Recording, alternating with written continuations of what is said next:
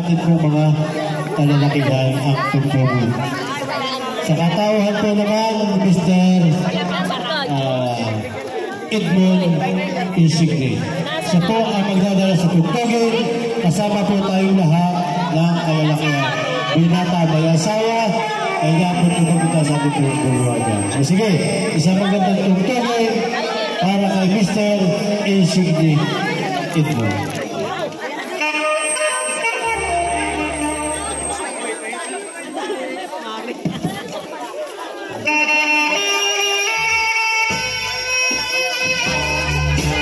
Sige.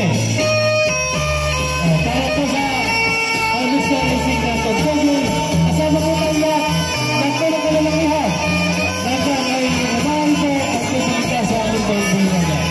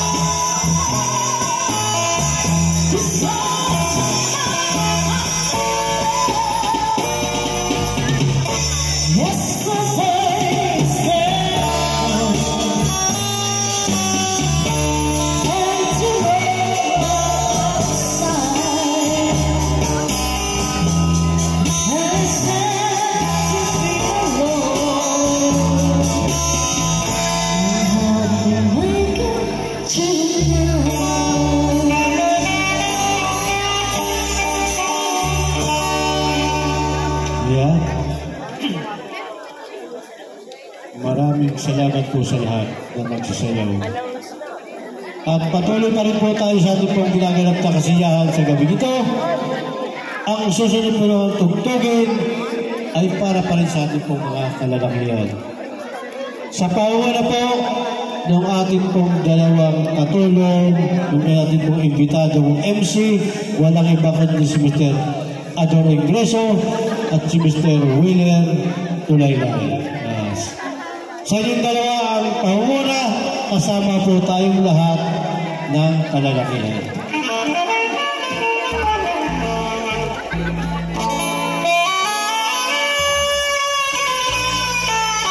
Sige, sa inyong dalawa ang pangunguna, kasama po tayong lahat ng kalalakihan. Binata, mga asawa, ay nakakalimutan sa ating buhay.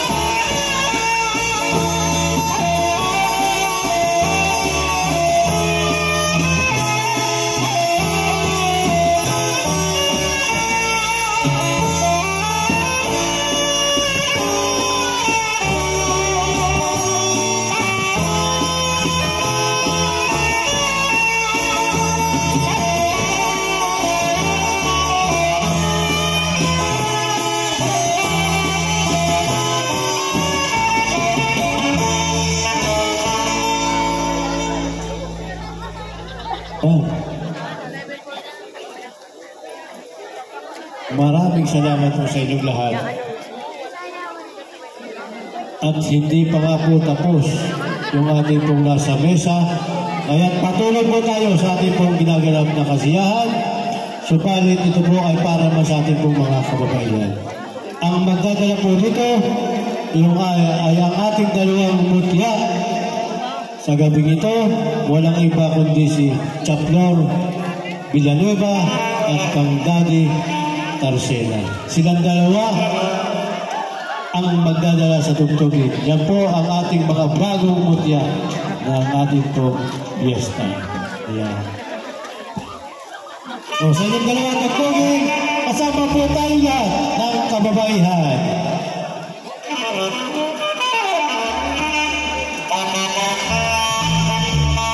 Yan. Tugtugin po tayo. Samahan po natin. Buwan din po pinagdala sa tugtugin.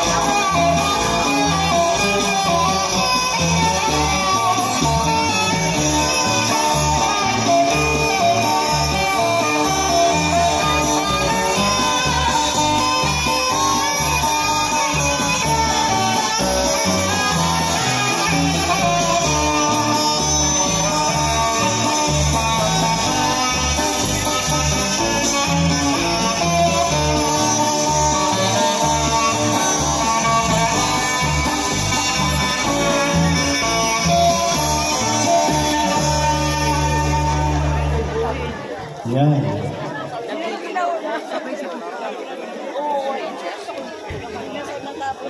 Yan po si Chaplor ay binulaklakan natin noong pasayaw sa Cavite. Kasama po niyan itong si Binibining Pilayo, ang anak ni Sally Bianya Pilayo. Silang dalawa po yung binulaklakan natin noong magpasayaw sa Cavite. Yan. Patuloy pa rin po tayo sa ating pong ginaganap na kasiyahan at hanggang ngayon po ay busy pa sila sa lamesa. Kaya para pa rin po sa ating pong mga kababaihan ang tugtugin. Yan. Mayroon, tika muna pala at mayroon po dito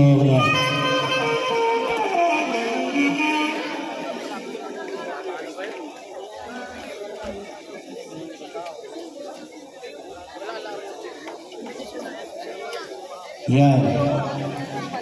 Baka nandiyan pa po si Mr. yung ating pong AO ng vocational. Si Mr. July Sebastian, siya po ang magdadala sa tugtugin. Yan. Yan po ang AO ng ating pong Lubang Vocational High School. Siya po ang magdadala sa tugtugin, si Mr. July Sebastian. O sige, samahan po natin lahat ng kalalakihan ang ating pong pinagdadala sa tugtugin. ating Buluwagan.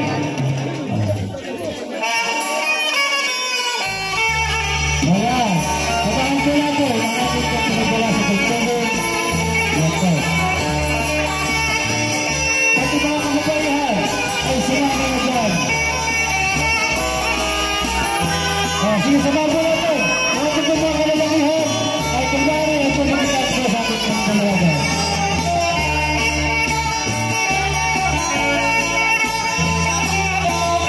Yan. Sabahan ko lang po. Mga ating pinagwala sa pagtulong.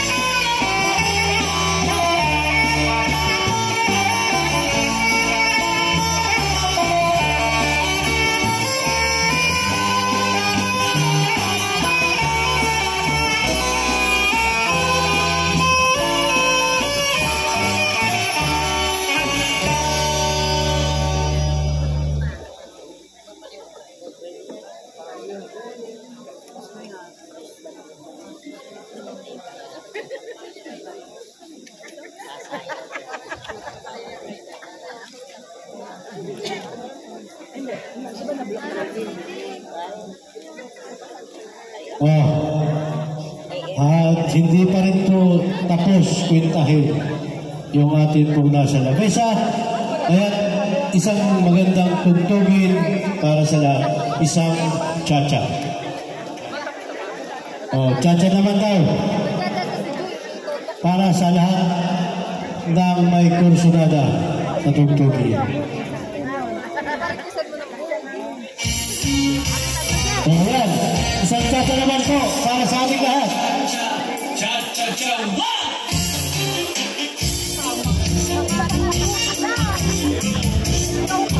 May lahat ng may kursunada sa tugtugin cha-cha ay lahat po makita sa ating Buluwagan. Ayan. Sige, samahan po natin. Marami tayong mga nagawang ng cha-cha. Ayan. Sige.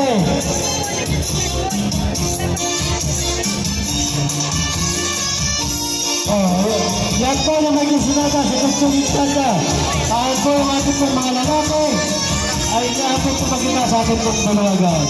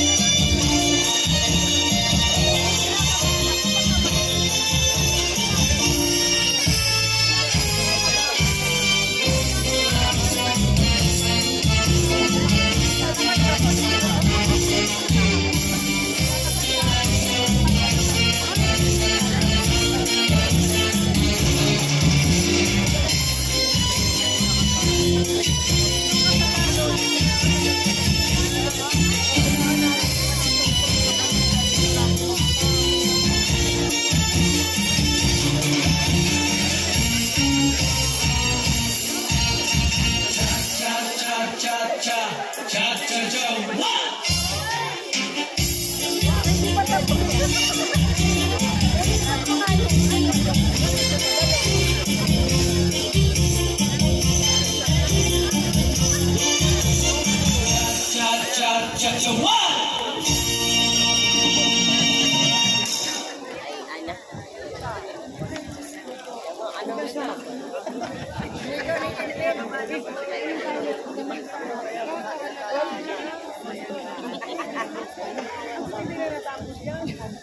Ito na po yung inyong pong pinakahihintay. Pero bago po yan natin i-announce, ay doon muna tayo sa pa-preview. Sa una po natin binulaklakan, walang iba kundi si Imelda Tarcena.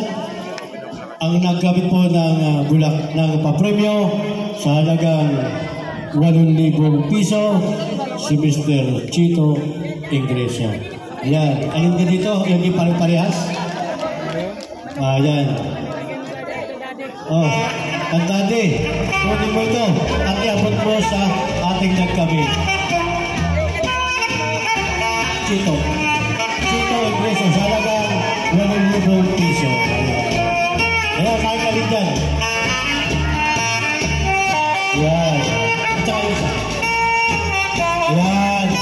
Yan na, Mr. Ingreso, ang iyong premyo.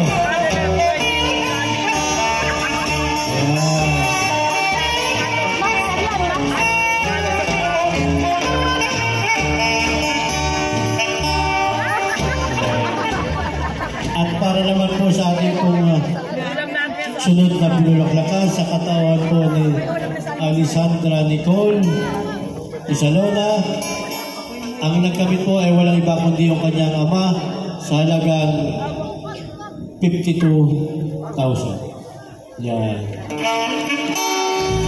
Mr. Noel Isalona, sige kunin ito, ibigay mo sa iyong daddy ang kanyang paprobyo.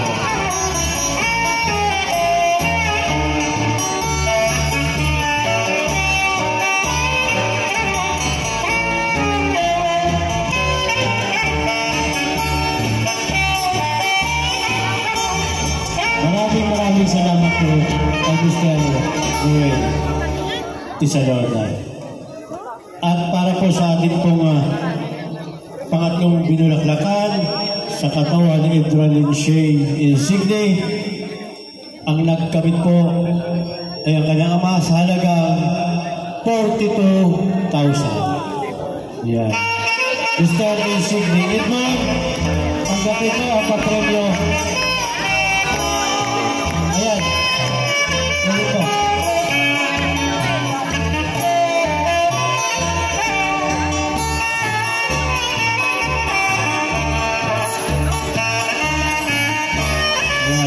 Maraming salamat po sa inyong pakikisa para po sa pagtatagumpay ng ating pong partner po. At ang ating pong kinita sa gabing ito, ayan, palakpakan po natin ang ating pong mga kapwa taga rito sa barangay ng Cabra. Ang kinita po natin sa gabing ito ay nagkakahalaga ng 421,210. 421,210. Yan po ang kinita natin sa gabing ito. Kaya bukas ay maghanda pa ulit kayo. Maglaban kayo ng bulsa ngayon pa lang pag-uwi ninyo. Nasa na sa ating si President.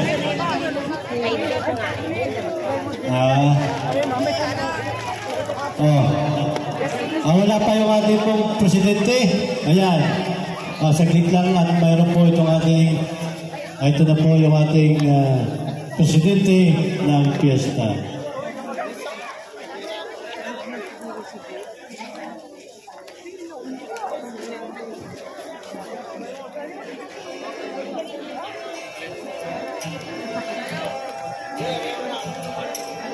Ayan.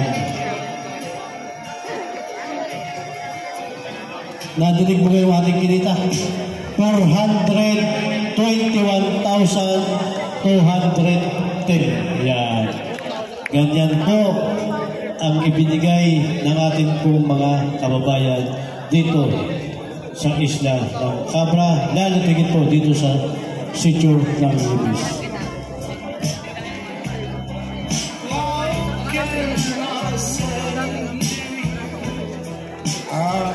Muli po, mismo sa halagang ito ay naipakita po natin ang ating pagkakaisa.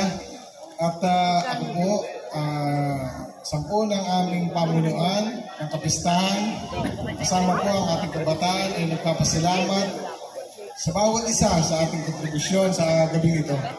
Asahan po ninyo na makikita po ninyo yung ating pong paghihirap at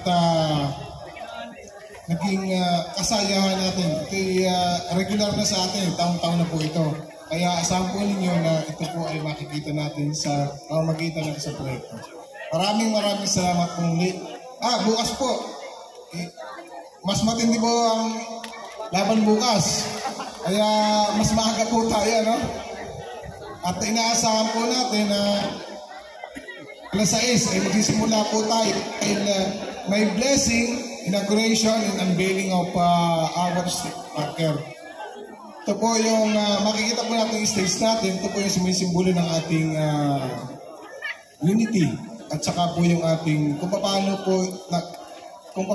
po tumakbo yung ating fundraising simula sa Cavite hanggang dito po sa atin sa Libis. At bukas po ay i-display po namin yung may pakabol pa po kami dito, yung pong motor natin na Max. Baka po isa dito ang makatama. Ay i-display na po namin dito at baka po may mga gusto pang bumili ay mayroon pa po tayong ticket. Ito po ay para sa inyo. Hindi po ito para sa pamunuan. Para po sa ating lahat ng mga taga-Libis. Maraming salamat po muli at pagpalain nawa tayo ng ating patron San Jose. At magkita-kita po tayo bukas at tayo maging matiwasay sa gabi nito. Maraming salamat.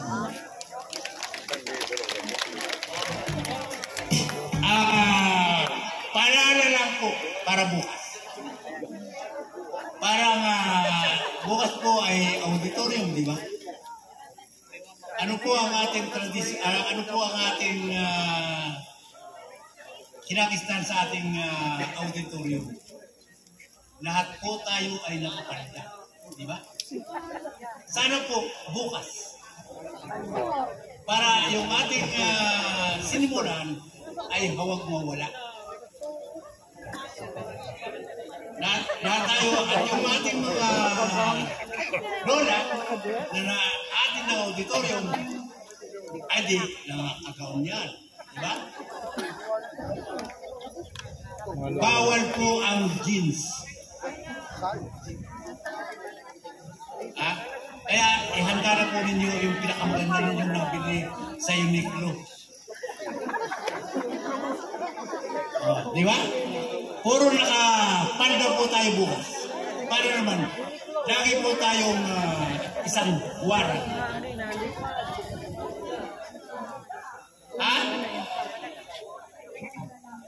Ano na?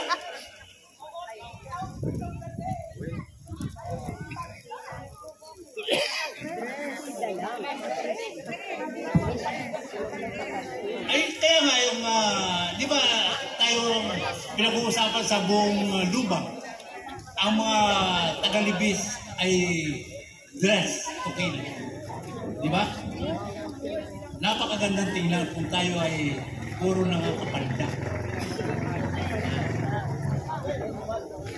Di ba? Yun lamang po ang aking paalala. Dress to kill.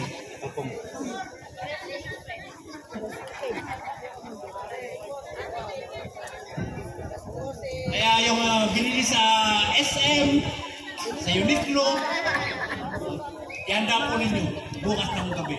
Alas 8, narito na tayo.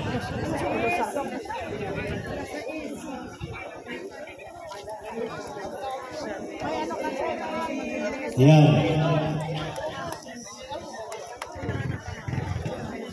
Bukas po ng gabi ay mayroon po tayong papremyo sa atin pong best dress ng babae at best dress ng lalaki. Ayan. Malaki po ang ating pong papremyo para dyan. Kaya, wear your best. Ika nga. Ayan. Ayan. Yung talaga, tsaka magpapula na kayo ng uso. Ayan. Para mas lalong ganahan yung ating pong mga kalalakihan. Ayan. Lagyan nyo na ng pamahit sa pisngi. Ayan. Oh, sige. Muli, isang magandang umaga sa ating lahat at bukas po ay magkita-kita tayo muli.